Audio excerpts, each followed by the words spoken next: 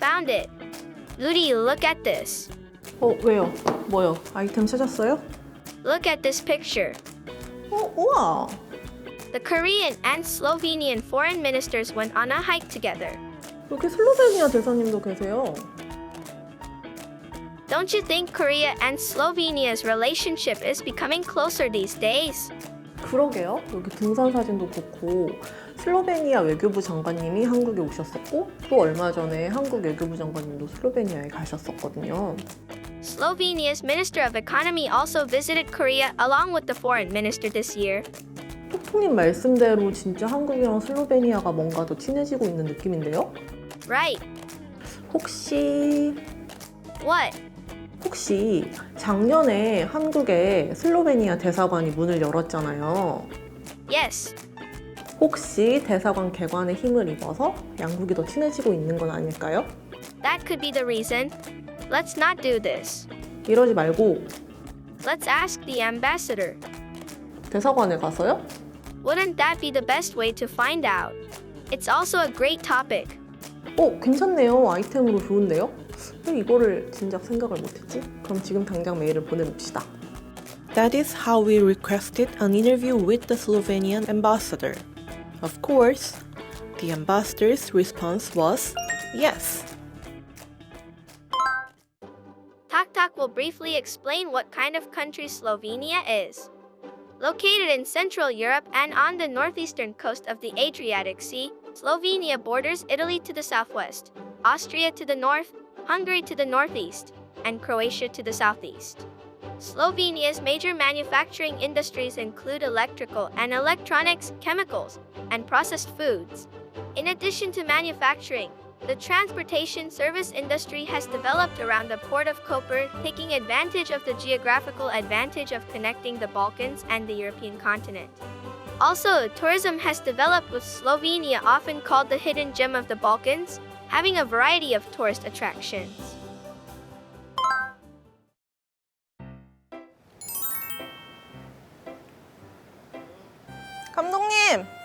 감독님 여기라고요. 여기. 저기요, 감독님 저보다 늦게 오시면 어떡해요? 안녕하세요. 저기요, 저보다 늦게 오시면 어떡해요? 됐고 됐어요. 변명 됐고. 자, 오늘 저희가 다리가 되어서 한국과 연결해 볼 나라는 바로 어디예요? 슬로베니아입니다. 빰빠밤.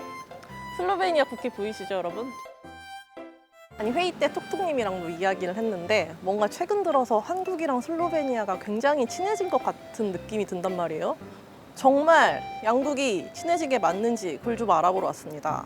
근데 제 생각에는 한국의 대사관 오픈을 계기로 양국이 더 친해진 게 아닌가 그런 생각이 좀 들어요. 한국에 가장 최근에 문을 연 대사관이 바로 슬로베니아 대사관이거든요. 그래서 저희가 작년 12월에 와서 인터뷰를 했었죠. 근데 그때를 생각해보면 여러분 기억하실지 모르겠지만 대사관이 공사 중이었습니다. Under the construction, right? Yes, our embassy is still under reconstruction. We will try to do it. 그래서 지금 이제 대사님 만나서 공사는 다 끝냈는지 한국이랑 슬로베니아가 더 가까워지고 있는 게 사실인지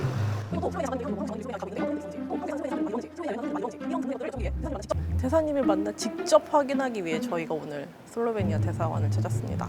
제가 이제 대사관 전문 PD니까 점검하는 느낌에서 오늘 왔습니다. 가볼까요? 갑시다.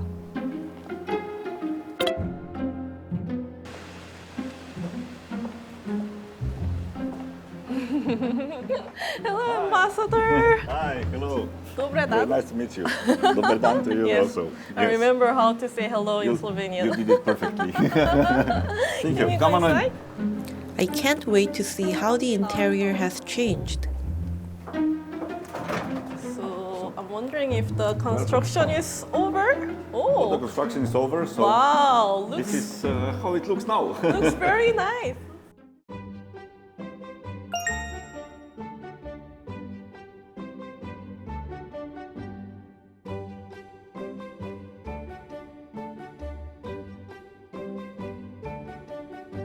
So, have you had any events held here? Oh, we had a couple of meetings and receptions here, so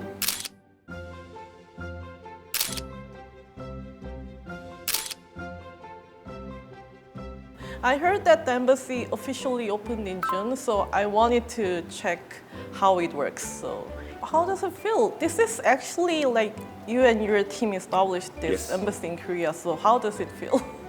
Oh, Like your baby. it feels like my baby. It feels like something that we created.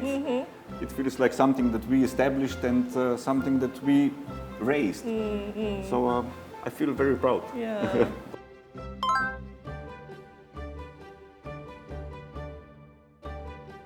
We decided to take a look around the ambassador's office. Oh wow, looks very nice. You know, I remember last time I was here, there was a person who was painting the wall. Oh yeah.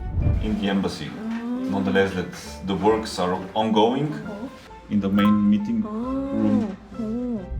There were some cables hanging out from the Yes, looks I know. very nice. Wow. But now it's different. It's nicer. The office has changed to this. I went up to the What's your step? rooftop and discovered something I couldn't have imagined.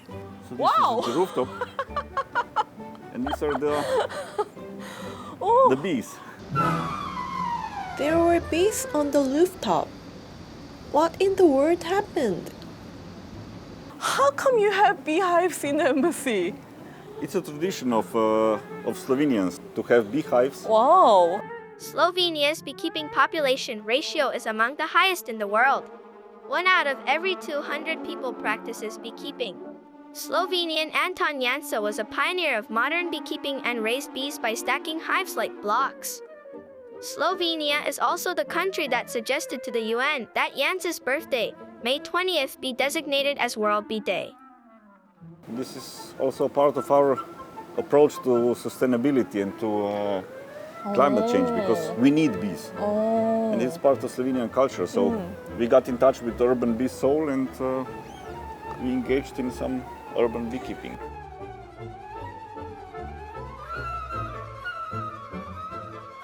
We are not the only Slovenian embassy that has beehives. A lot of our embassies have beehives. It's part of our, also, I would say, foreign policy approach. So you also produce honeys Yes, from these we beehives? also produce honey. In winter, we will serve you tea with Slovenian Wow. and embassy I- bee honey. We should it. do this in winter one more time.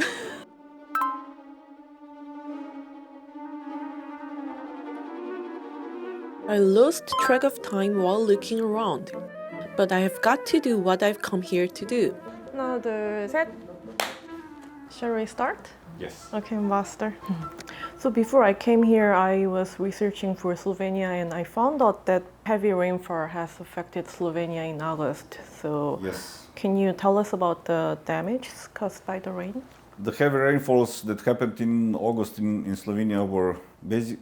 I think it was the worst natural disaster that happened to Slovenia in history.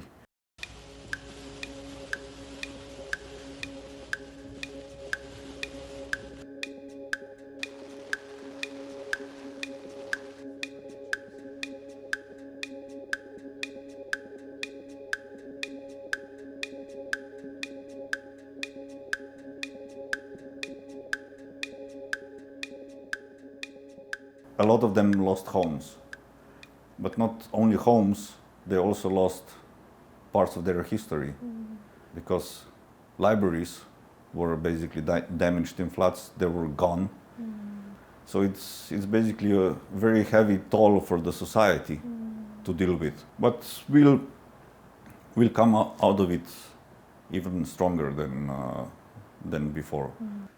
This was also one of the reasons why Slovenian government decided that this year's Bled Strategic Forum was aimed at the issue of solidarity and aiming also to seek contributions from the international community to help.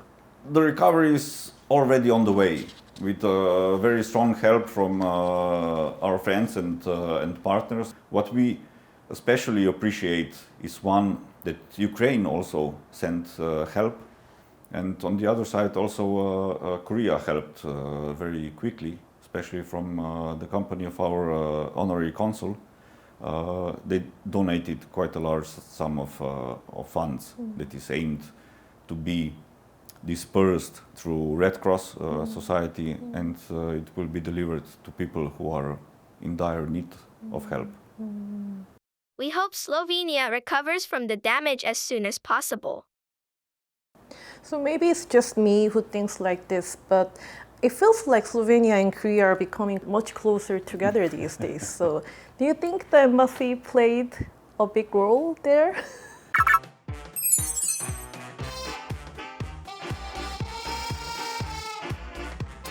I mean, from my point of view, I would say that the fact that we opened the embassy in Korea is part of the story, and I can confirm that Slovenia and Korea are very close these days, and we are cooperating on practically all the issues that are possible.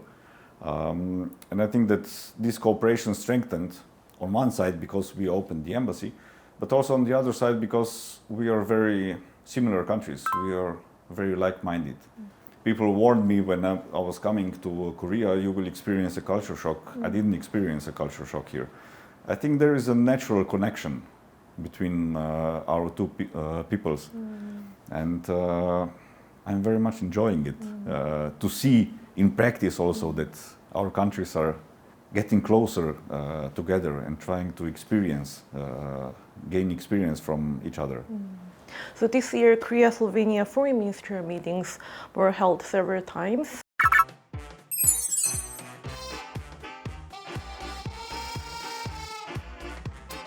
What was discussed during the meeting? I think that foreign ministers and also Minister of Economy and Trade, that was of Slovenia, that was visiting together with our foreign minister. I think the focus was on establishing a context for political cooperation, for bilateral cooperation between our two countries. And also an important issue was the strengthening of economic cooperation.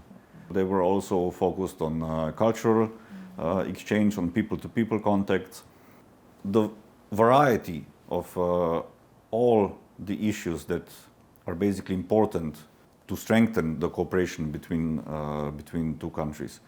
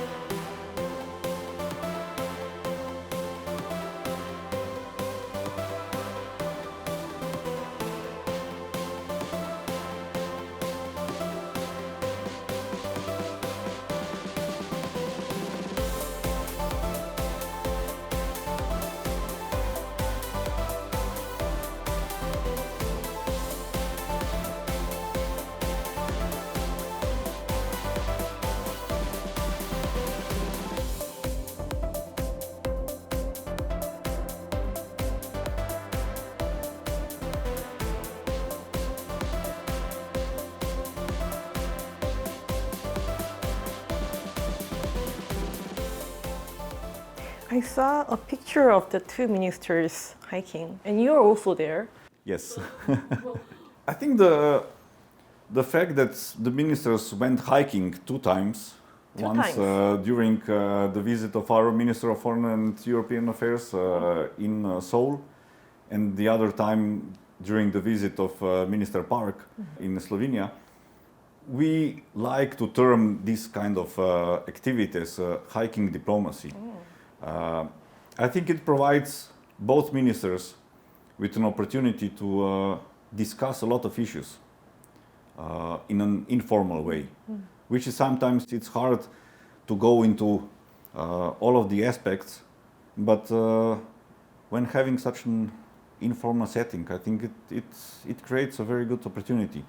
And it also shows that there is a connection between our two countries. We both enjoy hiking. We never engaged in hiking diplomacy at such a level before, and as far as I know, also the Korean government has not engaged in hiking diplomacy before. But I think that we can do a lot there. So was it a spontaneous decision? Oh yes, for the first hike I can say that it was a spontaneous decision to go for a hike in Seoul. The ministers enjoyed very nice weather. I hope that we can continue. So during the June Foreign Minister meeting, Slovenia expressed hope that bilateral cooperation in high-tech, digital and automobile industries would expand. So is there a reason Slovenia is looking forward to enhanced cooperation in these areas? I think these are the main areas that Slovenia is very strong. These are all the same industries that Korea is also strong at. Slovenia, in the end, we are hosting the UNESCO Center for Research on Artificial Intelligence, and our institutes are very strong in artificial intelligence. So also in research, I think that we can benefit from each other and we can cooperate more. Slovenia's automotive industry is the country's main economic driver, contributing to 20% of its total exports and 10% of its GDP. Many of Slovenia's automotive companies belong to the Tier 1 suppliers of major European automobile brands. Slovenia's automotive industry is known as the most advanced in Southern and Eastern Europe for its cutting-edge technology, highly skilled employees, R&D, and engineering capabilities. Meanwhile, Slovenia is also showing strength in the high-tech and digital sectors. Slovenia ranked 11th overall in the Digital Economy and Social Index 2022, its highest ranking ever. Slovenia remains above the European average in the field of connectivity and in the area of integration of digital technologies, especially cloud services and artificial intelligence. Slovenian industry is well above the EU average in the adoption of digital technologies and ranks 16th globally in the usage of robots. Also, Slovenia is a prolific player in AI and blockchain technologies. Korea and Slovenia have a long-standing cooperative relationship, which includes the signing of a Science and Technology Cooperation Agreement in 1994 and the holding of their first joint Science and Technology Committee in 2008. In November last year, Korea's Minister of Science and ICT and Slovenia's Minister of Digital Innovation discussed ways to cooperate in the digital transformation. At the time, the two ministers discussed their country's digital policies and status, as well as the possibility of cooperation in R&D of core technologies such as semiconductors. Slovenian automotive industry is not focused on producing the cars. Our companies are more or less medium enterprises that deliver components for car making industry, and now they are very much interested in also participating in cooperation with Korean car makers. So you mentioned that Korea and Slovenia are very strong in R&D areas. So how can you cooperate in that area? I think that Slovenian companies and institutes are very much focused in some of the parts of the research and development that one wouldn't expect Slovenia to be very strong at. So one is space. We already have 3 satellites in space. For a country of 2 million people, this is quite an achievement. The other one is mobility. As you know, Slovenia and Slovenian companies are among the leaders in electric airplanes, and they're also certified by European Union Aviation Safety Agency. So these are one of the first passenger electric airplanes in the world. The last thing on new technologies or new availabilities of Slovenia would be artificial intelligence, but also the fact that Slovenia was the first European country, I think, that established cryptocurrency as one of the normal ways that you can make payment. Really? Slovenia is also one of the first EU member states that has a national blockchain test infrastructure. So these are all of the aspects where we think it would be beneficial, not only for Slovenia, but also for Korea to try to cooperate closer and to find new ways of cooperation. So on June 6th, Korea and Slovenia were elected as non-permanent members to the UN Security Council.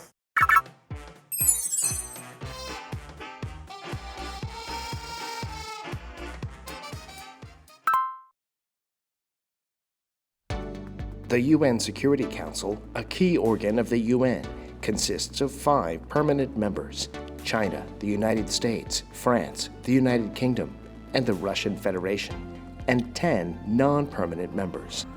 The Security Council is primarily responsible for maintaining international peace and security. Half of the non-permanent members are newly elected by the General Assembly every year, in consideration of their contributions to the purposes of the UN and fairness, as well as the geographical distribution. To be elected as a non-permanent member, a country must receive the support of more than 2/3 of the voting members. Major decisions of the Security Council require the approval of at least 9 countries, or 2/3 of the 15 members. Unlike the permanent members, the non-permanent members cannot exercise the right to veto. During the UN Security Council member election held at UN headquarters in New York on June 6th, South Korea was elected as a non-permanent member for the 2024-25 term, along with Algeria, Sierra Leone, Slovenia, and Guyana. It marked the 3rd time that Korea has been elected as a non-permanent member, following its previous terms in 1996-97 and 2013-14. What kind of role do you think the two countries will play at the UN? I think the UN Security Council is practically, because of the Russian aggression on Ukraine, but we can see in practice that it's more or less paralyzed, because Russia is a permanent member of the UN Security Council. But nonetheless, I think that we as non-permanent members can try and do a lot more on some of the issues that are not so much on the agenda of the UN Security Council, and that we share between each other. So it's from women, peace and security to other UN topics like cybersecurity, like development, sustainable development, climate change. At the same time, I think that this is also one of the opportunities where Slovenia and Korea can engage in a very thorough discussions between themselves and between ourselves, and to try to cooperate and coordinate what topics we would like to be raised at the UN during our time as a non-permanent member of the UN Security Council, and how we are going to raise them. Because it's very important that non-permanent members get together and have one voice, because we make stronger impact in this context. So this will help our two countries to become more closer. I hope so. We are already very close, but I think that this might contribute, or this will contribute to getting us even closer and get to know each other and each other's foreign policy even closer. I think that ministers in general agreed for some kind of a strategic dialogue between our countries in the next couple of months. It's on one side it's connected to the UN Security Council, but I hope that, and I will try to do my best to keep this strategic dialogue and this, let's say, some kind of a strategic partnership between two countries. I think that our perception of how we would like to see the future in a global context, we share a lot of it. I think that's one of the important aspects is that we try to cooperate on a global level in setting the norms and standards for international community to deal with new challenges.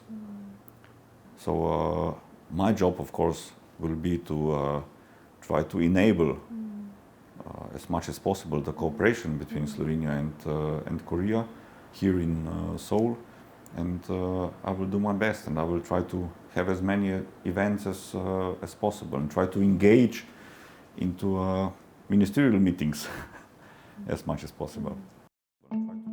Through today's interview, I realized once again that Korea and Slovenia are important partners not only bilaterally, but also on the global stage. I was also very happy to learn that the embassy and the ambassador played a big role in bringing the two countries closer together. Using today's episode of Diplomat Talks as a bridge, I hope people will learn a lot of new things about Korea-Slovenia relations. So how do you take care of these bees? Basically, we provide them love and affection. 와! 슬로베니아 대사관에서 나온 꿀입니다, 여러분. 와, benefits this is so... to your health. It's a better sweetener than sugar. Yeah, right. Thank you very much.